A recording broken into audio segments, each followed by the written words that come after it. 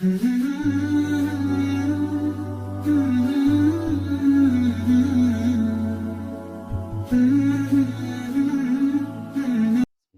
عليكم. اللهم صل وسلم.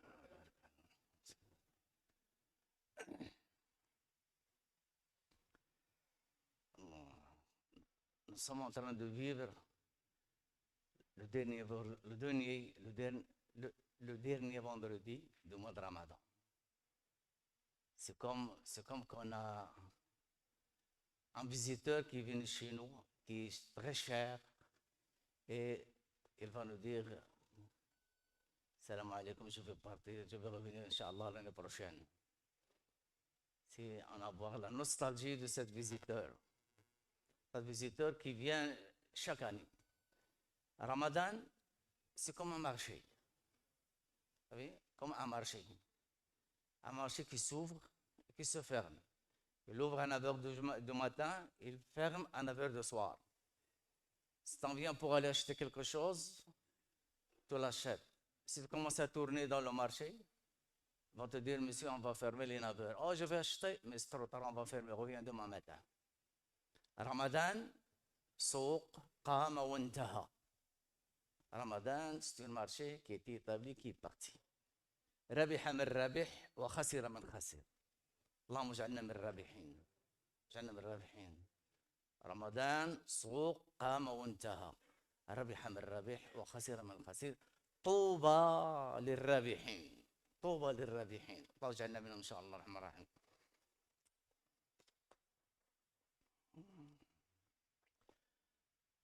كمان نحن محتاجين للهواء. الانسان محتاج للهواء باش يعيش. Comme nous avons besoin de l'air pour respirer. C'est essentiel pour la vie, l'air. Tu coupes l'air, 1 minute, 2 minutes, asphyxié, tu es mort. Comme on a besoin de manger, si on ne mange pas, qu'est-ce qui va se passer? On va mourir. Comme la vie sociale pour les musulmans. Allah nous a créés,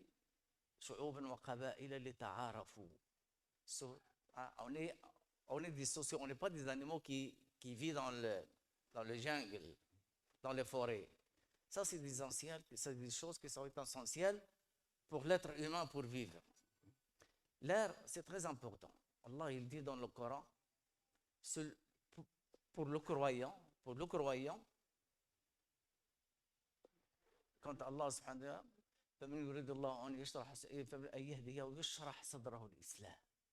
Ceux qui veulent, Allah subhanahu wa ta'ala veut donner la guidée, tu vois, il est content. Yashrah, ça veut dire, Allah va ouvrir ses poumons, son corps pour l'islam. Le contraire, c'est lui qui a refusé. Regardez ce qu'Allah subhanahu wa ta'ala dit. ومن يريد أن يضله يجعل صدره ضيقا حرجا. ضيقا حرجا. C'est comme, il est presque étouffé. يجعل صدره ضيقا حرجا كأنما يصعد في السماء. Ça, c'est un miracle que le prophète sallallahu alayhi wa sallam a dit. Qui c'est qui a dit au prophète qu'en montant, tu manques d'oxygène? Allah dit que les gens, le prophète n'a jamais sorti du désert. Il n'y a pas d'autobus, il n'y a pas d'auto, il n'y a pas de rapide, il n'y a rien de tout. Mais il connaît, Allah subhanahu wa ta'ala dit que dans l'espace, il n'y a pas d'air. Donc celui qui laisse la guider, Allah nous dit de son intérieur كأنما يصعد في السماء. Il était serré, il ne sait pas quoi faire. Il est étourdi, il est égaré. C'est ça qu'il veut dire. Parce qu'il a éloigné de Allah subhanahu wa ta'ala. Quand tu es loin de Allah, quand on s'éloigne de commandement du Créateur, c'est des problèmes qui arrivent. Donc ceux qui mangent, ceux qui suivent la vie, ils n'ont pas de but dans la vie, juste manger, juste boire, juste manger et boire. Ils ne savent pas que Allah existe. Il n'y a pas de istighfar, il n'y a pas rien du tout dans leur vie. Allah subhanahu wa ta'ala, il leur dit Kulu wa tamatta'u. Mangez, prenez le plaisir que vous voulez. Innakum mujrimun. Vous êtes des criminels.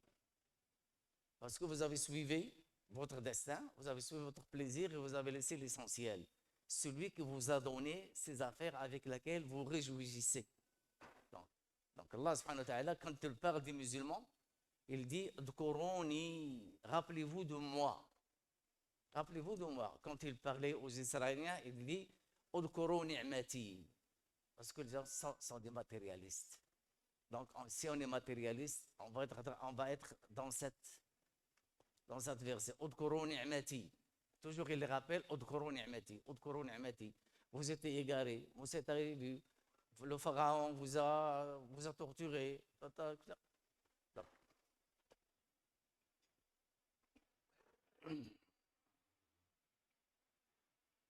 Donc, pour se rapprocher d'Allah, Allah subhanahu wa ta'ala nous a donné beaucoup de moyens. Et le meilleur moyen de se rapprocher d'Allah, c'est l'istighfar. L'istighfar. Donc, l'air, on a besoin de l'air, on a besoin à manger, on a besoin de notre relation sociale. Ça, c'est pour le dunya. Ça, c'est la vie temporaire. Mais pour la vie éternelle, on a besoin d'istighfar. Pourquoi l'istighfar? Parce qu'on est des hommes qui commettent des péchés. On est des gens qui commettent des péchés. Et ces péchés, il faut qu'ils soient lavés. Il faut qu'ils soient lavés. Il faut qu'ils ne remplissent pas nos cœurs. Il faut qu'ils ne remplissent pas, c'est parce que s'ils remplissent nos cœurs, Allah il dit, comme ceux qui ne croient pas, Kalla bil rana, arran. Il y a arran qui va s'installer sur notre cœur. Arran, c'est qu'à chaque fois que tu fais un péché, que tu ne fais pas istighfar, il y a un point noir, qui se forme dans le cœur.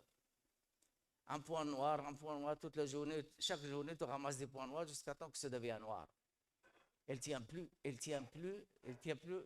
n'est plus capable de raisonner, parce qu'on raisonne avec le cœur et le cerveau. Donc, le cœur ne va plus raisonner, donc ça va venir égal. Le péché ou pas péché, c'est pas, parce que le cœur est fermé, tu ne peux plus savoir avec ça.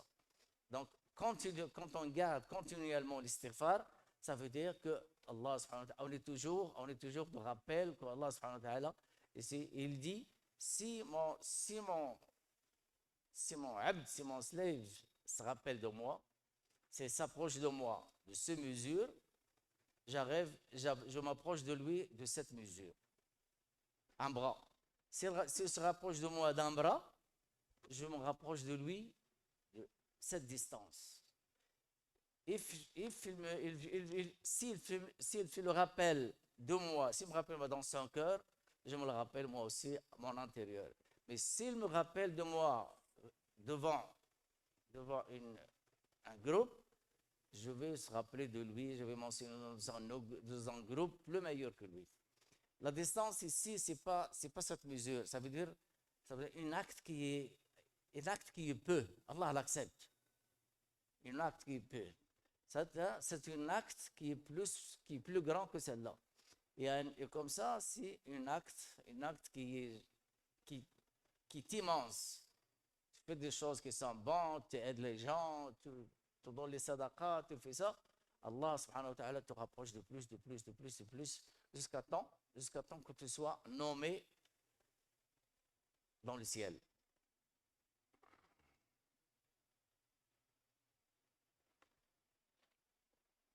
Ben, quand on tient de l'istighfar, qu'est-ce qu'on va contenir? C'est quoi le fruit? C'est quoi le résultat? Le résultat, c'est que Allah subhanahu wa ta'ala nous donne comment il est. Il nous donne de sa nature. Nous, on ne voit pas Allah subhanahu wa ta'ala. Mais on le voit dans le Coran, il nous a dit. On le voit avec ses signes. Donc, il va nous donner de sa nature. L'invisible. C'est quoi cet invisible? Y compris la paix intérieure. Avec l'istighfar, la paix intérieure qui s'en vient. Tu n'as pas besoin d'aller voir un docteur pour avoir la paix intérieure. Un psychologue pour avoir la paix intérieure. Ce que les gens maintenant font. À chaque fois qu'il a un problème, on va voir un psychologue, peut-être qu'il va nous régler nos affaires. Le psychologue ne va jamais régler tes affaires. C'est Allah qui va régler nos affaires. C'est Allah qui règle nos problèmes. Il va nous donner, Inch'Allah, la paix intérieure. Quoi encore? la croissance spirituelle, tu vas voir que tu t'en viens de plus en plus vers Allah subhanahu wa ta'ala. Ton spirituel va augmenter. L'iman, parce que c'est l'iman. Donc l'iman, il est comme ça, il monte, il descend, il monte, il descend. Les prophètes, ça monte toujours. Mais nous, quand on s'approche d'Allah, ça monte. Mais quand on s'éloigne, il baisse. Donc avec istighfar, tu te rappelles tout le temps d'Allah. Donc il va nous donner la croissance spirituelle. Et quoi encore qui est meilleur? C'est la protection contre les mots, M-A-U-X, pas les mots, pas M-O-T, mais les mots, les malades. Et mais contre les mots futurs, Allah subhanahu wa ta'ala va te projeter ta famille, toi et ta famille, contre les choses qui se viennent dans le futur. On ne sait pas ce qui va venir dans le futur. Les intempéries, c'est du futur. Mais Allah subhanahu wa ta'ala va te trouver un issue pour s'éloigner de ces mots. Mais à condition que tu sois avec lui. Tu te rappelles tout le temps de lui. Parce que si tu me rappelles de moi, je rappelle de toi. Si tu m'oublies, je t'oublie. Ah, comme ça.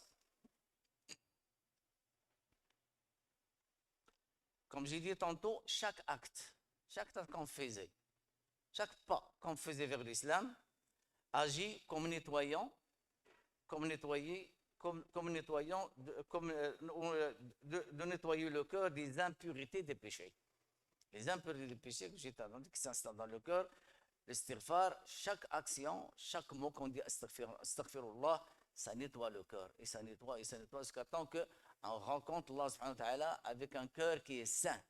Illa man atallaha biqalbin salim. Salim, ça veut dire clair, il n'y a rien de mauvais, il n'y a pas de haqd, il n'y a pas de hasad, il n'y a pas rien. Donc si on rentre vers Allah avec ce cœur, c'est au moyen de l'istighfar. Istighfar nous ouvre la voie de la réception des bénédictions et de clémence. Istighfar nous ouvre la voie, rahma ou al-maghfira. Quand tu dis astaghfirullah, ça veut dire quoi? Astaghfirullah, ça veut dire quoi? Ça veut dire je demande à Allah qu'il me pardonne. Et donc il t'ouvre la voie de la clémence et de la bénédiction.